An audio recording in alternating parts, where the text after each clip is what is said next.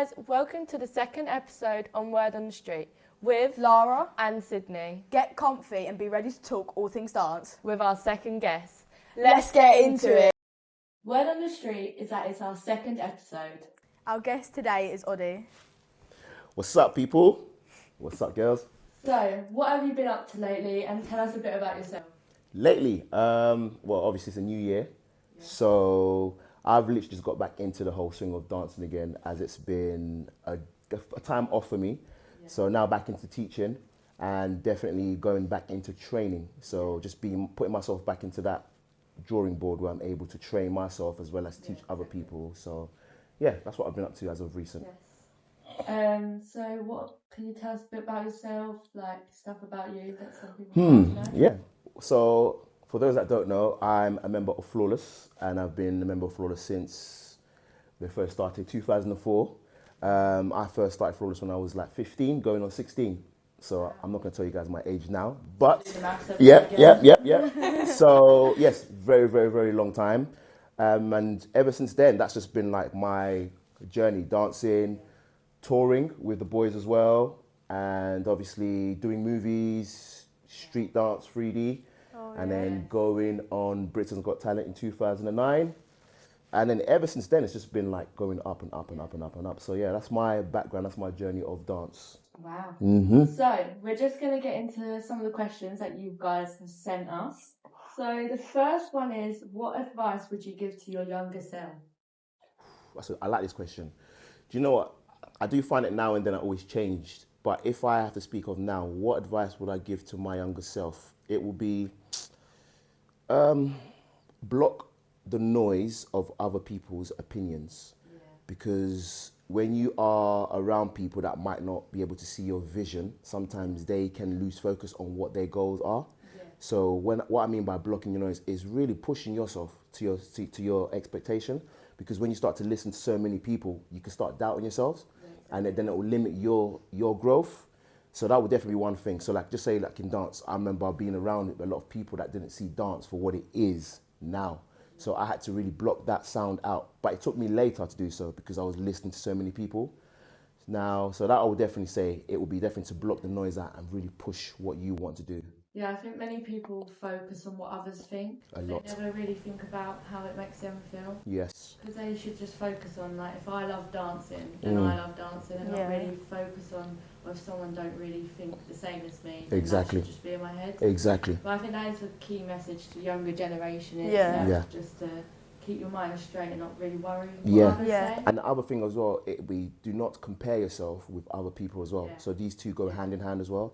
Because what happens is that sometimes, well, it used to happen to me. That's something I'll tell my younger self is, remember, you are unique. Just because someone else is a good dancer when it comes to freestyling, sometimes we kind of tell ourselves, they're really good at freestyling, I can't do that. Then that kind of shuts you down. Whereas if you stop telling yourself that I'm comparing myself to someone else, you can then get to the stage where you need to get to. Everyone has their own timing and their own journey when it comes to dance in general. So just don't compare yourself and block the noise out as well. Yeah, and I think especially now because of like social media, you're constantly comparing yourself. Like I know, I'll see someone, I go, oh, they're amazing, I wish I could do that. And I'm like, but why have I said I could do that? It's just praising them. Exactly. So everyone's got their own amazing things that they can do. See, everyone thinks, oh, they're so good at this, but everyone's amazing in their own way. Exactly. I think that's just the problem now, that everyone forgets that they're actually really good themselves. They are. I think, they are. Like, everyone's got someone who's looking up at them, like everyone does. Totally agree. And you know what, when you say that, I actually saw a video the other day. I think my wife actually sent it to me. It was a 5 years progress of a guy dancing. So this guy had no experience when it came to dancing. I think you saw it as well. 5 years it took him. But literally he started from scratch where he had no movements. His choreography, picking up skills wasn't really great. But then he took time out, 5 years, and to now be able to dance on the big stage and to achieve the goals that he thought once he wasn't able to achieve. So it goes to show you, sometimes everyone's journey is different. So you can achieve that when you see someone else doing something. Look at it and say, yes, I can do that as well, but in my own time, as long as you don't tell yourself, no, I can't, and shut yourself away from it. So Yeah, so another question, other than Afro, what is your favourite style? Do you know what? I've got a lot of other styles. So I love popping. I love popping. I really do love popping. And this is something that many people might not know because of Afro now, because Afro has now taken a whole different level and it's taken people's interest as well. So I think popping is definitely one. One of my weak points was choreo when I was growing up with Flawless, because I had a lot of choreographers, good dancers that was in Flawless that I was struggling, but eventually got to understand and know their style of dance and picking up skills. So choreo was my weakest point, but popping was one of my go-to. So other than Afro, I'll say popping. And then I got into a bit of breaking, because also the members in Flawless as well, the footwork as in top rock. But floor stuff was a bit of my challenge as well. So yeah. Okay, so here's a kind of funny one and a bit of a debate one. So hopefully none of your other Flawless members are listening. But who is your favourite member in Flawless? Oh, my favourite member in Flawless. Do you even think you can answer this one? It's like one of those questions where you just have to vote. So, let me... Next question. No, let me see if I can say this one. Okay. My favourite member in Flawless is every single one of them. Every single one of them. No, definitely, genuinely, because I think, I think I learn from every member. Every single one of us, we genuinely just learn from one another. Every single one of we've got things that we can share and exchange and then pick up skills from. So I would say everyone in the group. Yeah, they're all amazing in their own ways. Yeah. You learn from everyone's all their different styles. Exactly. You just learn from each other. We've learned so much from every single one of them. Yeah. Because they all unique in their own ways. It goes back to being yourself and not thinking about others. Yeah. Because they're just an inspiration. They're self-showing that everyone's different. Exactly. Yeah. In their own style. Mm-hmm. Yeah. Another question is, what age did you start dancing? Professionally, 15, 16. But dancing in general, this is one thing. Dancing for me it wasn't when I started 15, 16. It was more like when I was 7, 8. And when I mean dancing, I mean by culture dancing. So dancing has always been part of my life growing up. So going to family functions and being able to dance, whether it's Afro or the culture dancing, or even Michael Jackson at parties, just dancing. So it started really young. I've even got videos that I've put up on my social to show me at parties and dancing, which I might actually give it to you guys so you can actually show a clip, please. Well. Yes, I'm going to do that now. So from 7, I would say dancing. Professionally, 15, 16. Yes. Yeah. What's your favourite thing about Afro? Everything. I think there's connection. This is one thing that people don't understand about Afro. Afro is not just getting up and doing moves. It's the connection that you have with the music, with the instruments. I would say the instrument speaks a lot to me personally, because yes, you can hear a song and you might, that's a good song. But when I break it down and listen to the instruments of the African drums in that's what really touches my soul personally. Then the lyrics come afterwards, if that makes sense. So for me, it's always the connection with myself and the music itself. Music being the instruments. So that's my favorite. And then also the moves that go with it. You can't just throw any moves that go with an Afro song. You have to really, really be precise and let it talk to you. That's why I call it chemistry, connection with the song. Yeah, because I feel like whenever I've done Afro, it's just made me feel, I've never felt so relaxed. I feel like I can just have fun. Because I feel like you don't really think about so much about the movements, you just enjoy yourself. Yeah. When I've definitely done one of your classes before, I've never been oh, am I getting the choreo? Most people think that it's just about the choreo, but it's just about having fun. Key thing. And I think with touching base on that as well, I think Afro people, you can lose the whole feeling and aspect of it, where now it becomes choreo based, whereas you lose the element of the feeling.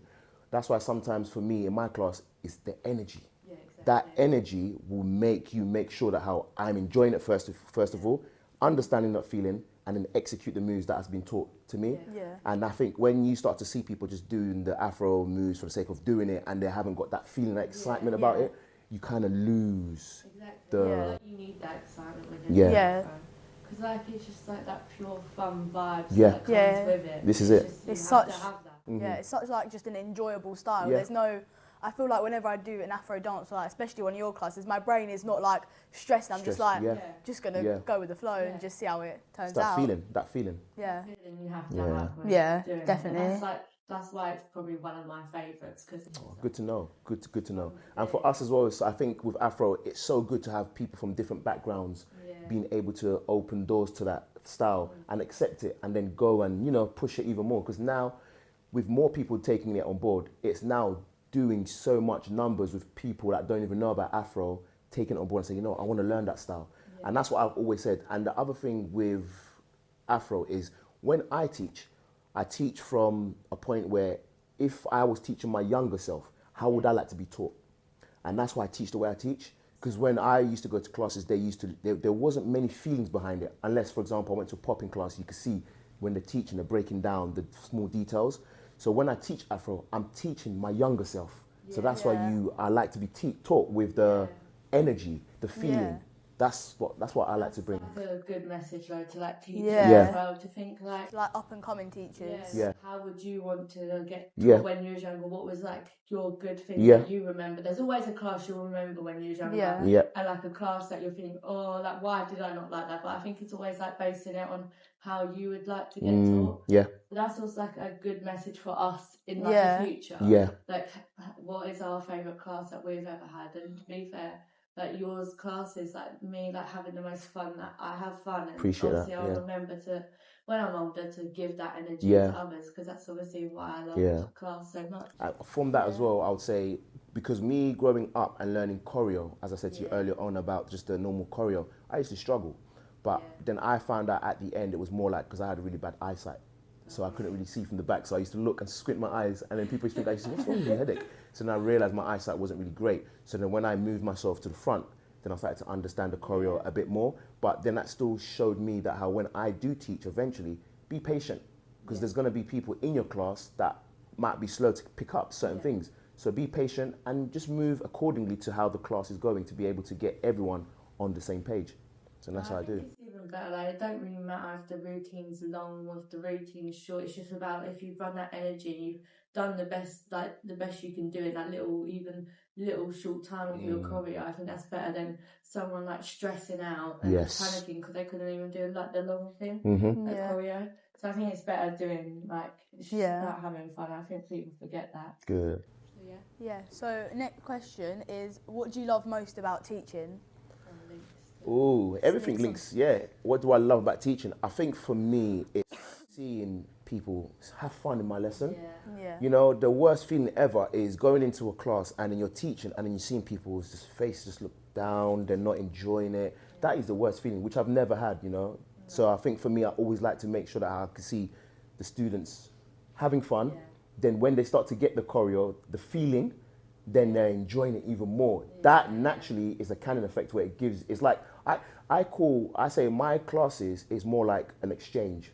So I exchange with those who I'm teaching. So if you give me energy, I'm naturally going to give you that energy. So we're now helping each other to have that exchange of energy that will then keep you even on the same page as learning the choreo, having that feeling, the vibe of the whole thing. So that's me. That's what I enjoy. I enjoy seeing the people that I'm teaching have fun. Yeah. So what do you look for when judging at comps? Comps. So, good question. Now, for me is when you're dancing and you are moving, are you looking down or are you looking up and you're enjoying it? Because that for me shows me that you're not really confident in what you're doing if you're looking down. So I always say to people, make sure you look up. You know, I know people say I'm going about smiling all the time, but sometimes I do have to be realistic as well and say, you're not going to have anyone just dancing and all the time 24/7, you know, you're going to have elements in there where you're going to also show that you're also banging it out. That's your facial expression. But if you can, just look up. That's something that I look for when I'm in comps. And also not repetitive moves as well. Because after a while, as a judge, it can be a bit, you know, seeing that one, I need to see something different, something new. Also your energy, control your energy. Because a lot of people now go on about go 100, which is good, go 100. But if you're going 100 and then, let's say, for example, the music they put on, it could be a random song, the music doesn't make you go full out. How are you going to be able to be in control of your movement? So these are the key things that I look for. So definitely. It's also better that if your energy levels through dancing, like whilst doing like freestyle, like goes like that, you don't really want to be like that because it's hard to keep up. Exactly. With your energy levels, obviously everyone gets tired. Yeah. It's not like a bad thing getting tired, but like I think it's better to give yourself like a lower percentage, but also think about how the music is doing. Like if the music is like slow, obviously you're not going to be like really. It's your fast. connection with the music. That's a key thing because again, you could be a really good dancer, but if your connection with the music doesn't show, then that's when it's a bit you can see, you know. But making sure the connection with the music is there. So, do you enjoy judging? Oh my God, there's a spider. There's a little spider on the thing. Sorry, guys. Okay, flick that off. It's okay, I didn't kill it. Do you enjoy judging? If so, what do you enjoy about it? I think yes, I do. I enjoy judging, and the key thing for me is really getting to see the new generation. For me personally, because for me, what people don't realize is as a dancer, we are also as a dancer, as a teacher. There's no limit for you to grow and learn, and I get inspired by young kids as well. The younger generation, they inspire me. They motivate me to carry on. So that's why I have to continue training because they motivate me to carry on. So these are the things that I really enjoy judging because I get to see the new generation. Also, what was it like auditioning on BGT? What was that whole experience like? The whole experience, it was. Do you know what? When I think back, you know when you're doing it but you don't believe it's real? Yeah. So it felt like, are we actually going for this? Are we doing it? And then just being in the room full of other talents, it was real, it was happening. Yeah.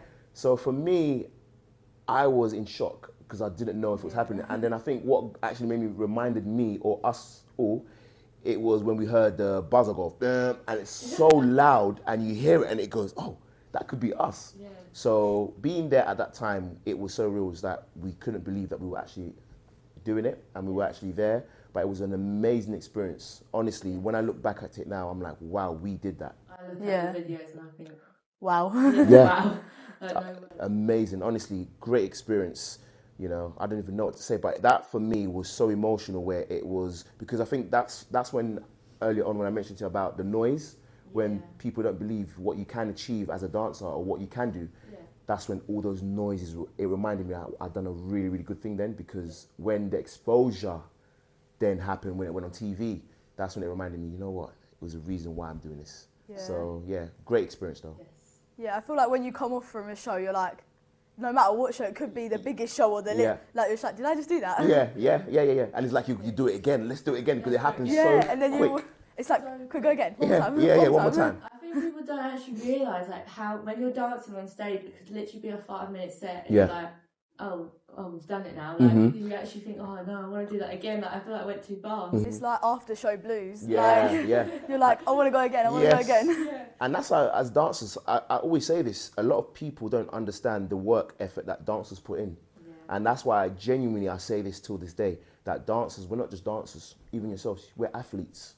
The training that you put in, the rehearsals you put in, and you can't just sit there and say, yeah, let me go and eat. You have to still look, for me, like getting older now, I have to start watching what I consume food-wise, you know? So we are athletes in our own rights as well, and that's something that we have to understand. It's not just an easy job, you go there and go on stage and perform. No, we have to look after our body. We put our body through a lot, you know, so to do that as well. So we're athletes. Yes. We are. Motivation. Yes. How did you get into Flawless? So, do you know what? The chemistry is rooted deep. So myself and Swoosh, we went to the same school. Me, Swoosh, and Bounce, we all went to the same school, 3 of us. Wow. They were obviously a few years older than me. So Swoosh, I'm just saying, I'm still young. Guys, I'm still young. Don't get twisted, I'm still young. Yeah, so they were a few years older. Yeah, a few years older than me, you know. But I'm young. Yeah, I'm still young, forever young, I always say. So we went to the same school. So when I met Swoosh, he then was about to leave school. So he said he was going to start a new dance group.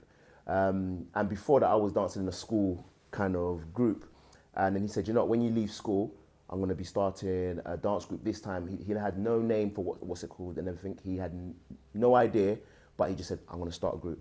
And I said, you know what, I'm going to hold you to that. So when I left school then, college, he then said, come to a rehearsal. And I think for a whole year, before we even came out as Flawless, we just started just training. No name whatsoever, just training. And then after a year of training, then he said, you know what, we're going to call it Flawless. And then that's how it started. So it was chemistry. And then also the other members as well, everybody's linked somehow through education. Wow. Really? That's actually like, I had no clue. No? Either. No. Yeah. I didn't know you guys went to school together. Went to the same school. Just proof you guys knew each other. Yeah, from young, yeah. So, what is your favourite job that you've done with Flawless? Favorite job? There's loads. Yeah, I might not even be able to name all of them, but just to quite like job-wise, I would say like just doing a movie for me, that wasn't a job as well. Yes, it's a job, but it wasn't a job because it was more like this is what we do. So doing Street Dance 3D, the first one, and then the second one, that was definitely one.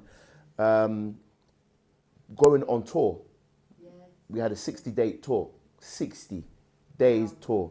So that was definitely like off our own back, which was an amazing experience. What was this? The Queen's Jubilee. Yes. That was another one. I can't name them all, but there's loads. So many. Honestly. It just shows anything like it's possible. If you put in the hard work and graft 100%. that you've all clearly done, then This is it. anything is possible. Yeah. Really. Yeah. It's actually amazing, like what you guys have done. And then what is a main bit of advice that you would give to up and coming dancers trying to make their way into the industry? What would I say to up and coming dancers in the industry? I would say get yourself to classes, just to get yourself familiar with just dance in general and push yourself. And what I mean by pushing yourself is don't look at something and tell yourself, no, I can't do that class. Just go there, throw yourself in the deep end and challenge yourself, because then this will contribute to your growth in dance. I would say network as well. Don't be scared to network with people, because you just never know. We are all learning off each other, and that's how I look at it. I look at it more like for young and coming dancers, make sure you just throw yourself in the deep end, challenge yourself.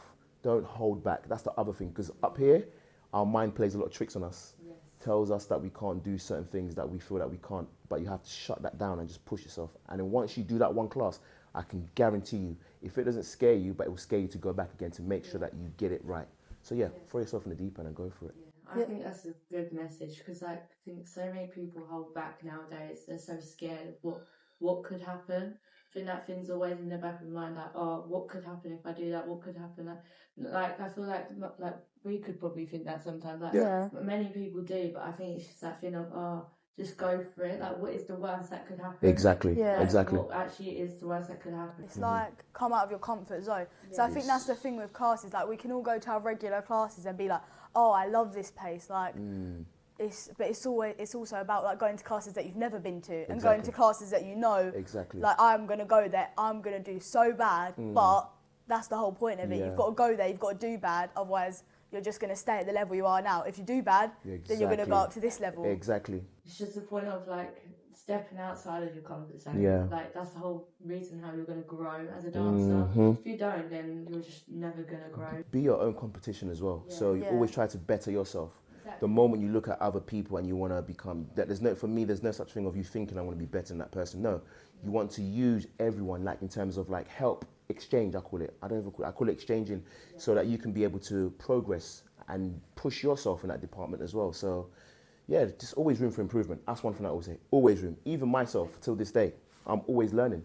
Always, forever a student. Yeah, like you were saying, you're back in training. You're always able to train. Yeah. Like, at any age, and I think like it's always like room. Even if like people at my age are thinking, oh yeah, I've learned all of it. You've never learned everything. Yeah, there's always room for improvement. Always. Like, even your teachers are still improving. The people, I might go to a class and my teacher is then going to another class after they've just taught me. Yeah. And it's like, no matter how high up you get, like if you're at the highest, you need to stay at the highest. You can't just go, oh, I've done this now, don't need to worry about it. You can constantly better everything you do. Yeah.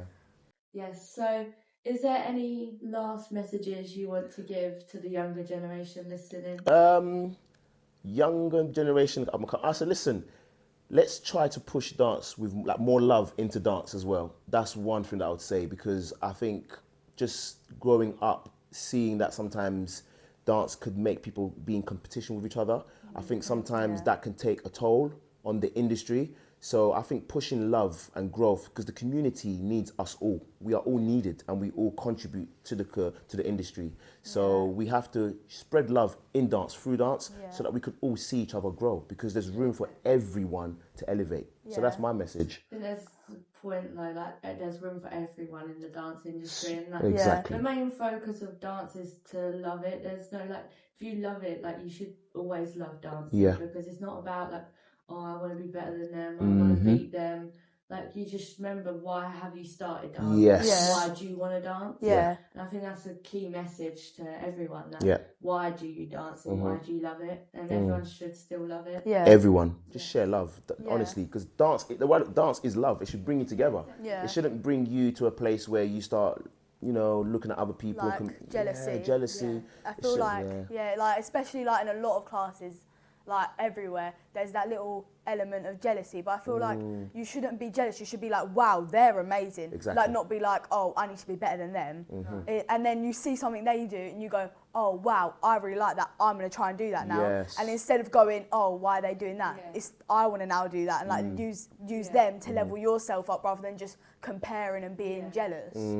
I totally agree. Totally agree. Yes. But I've got a question for you two. I want to turn it around on this one. I want trying to reverse the roles. I want to ask you, just since you lot have started dancing, what have you seen for yourselves? What has been the growth for you in terms of style-wise? Like, what have you seen the progress in your dancing career so far? At the moment, I've seen a progress in my popping, because that's more of a recent style for me. I started just doing class, like I just started doing a class on a Tuesday when I can, and I'm definitely like loving it, because it's such an intricate style that like you don't think it's gonna take. You look like, oh, I could just go to that class, but it's muscle memory. Yes. It's not just, oh, tense, done that bit. It's like, if you don't do it constantly, then it's just never gonna level up. That's definitely something I've seen progress in myself in. And I feel like it's really helped strengthen my arms when I'm dancing. So that's always been a weak point for me, is I've been very messy with my arms. Yeah. So I definitely feel like popping is like strengthening and it's really helping my dancing. Good. I think I've improved a lot in my freestyle, because I used to be really like not confident in it, and I used to think too much about it. Yeah. But now I've come from like this thing of like, I've found myself now in dance. Good. I think I used to like think, oh, how do they dance? Let me see if I should dance like that. But now as I've grown and got older, I've really found how I dance and what songs I like to dance to, and how I like my movement to be. And I think that's been a key focus in like my last year. That's been my main growth, because I finally think, oh yeah, I found a way that I want to dance and like to dance and how I enjoy dancing. So I think that's really helped with my freestyle as well, and it's really like gone up a level, I think, mainly from doing that. And I think that's the key thing, like people need to find themselves through dance. Really, like, think, oh yeah, I want to dance like them. Like, you also need to find your individuality. Yes. So I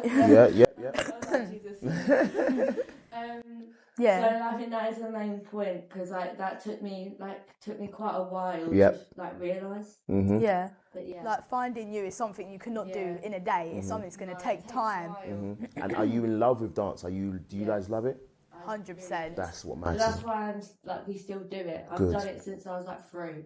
And I would never want to stop now, because it's made me like, it's a thing that I can just do and like forget everything. Like, allows you to express yourself. And I think that's the main reason why I do love dance, because it's how I've like, especially I feel like last year's really made me like think, oh, like, why do I love dance and why do I do it? And I think it's just a thing of, it lets you like express yourself. And I think that's why people should dance, just to allow themselves to be expressed. It's not always it's not always about the ability. You could be the best one, but you might not know how you want to dance yourself, but there could be someone that's not getting the dance, maybe not even the best freestyler, but they know themselves, and they know how they want to do it, and that's how they're always going to do it, which I think is worth so much more than someone that doesn't know themselves. Yeah, exactly. So thank you, Oddey. Thank you, guys. Can I just say, this is amazing. This is so amazing. Wow. Honestly, thank you for having me, though. Honestly, I appreciate it, especially because of, I can't remember even how old you two were when I started teaching you, but we don't want to get into that. But I just want to say, this is an amazing platform, and I cannot wait to see just this platform, this podcast, just do so much things, honestly, moving forward. Because again, this is about spreading love, insightfulness of everyone that you bring on this podcast. And I just pray that it does better than big things, honestly. Thank you guys. Thank you. Peace.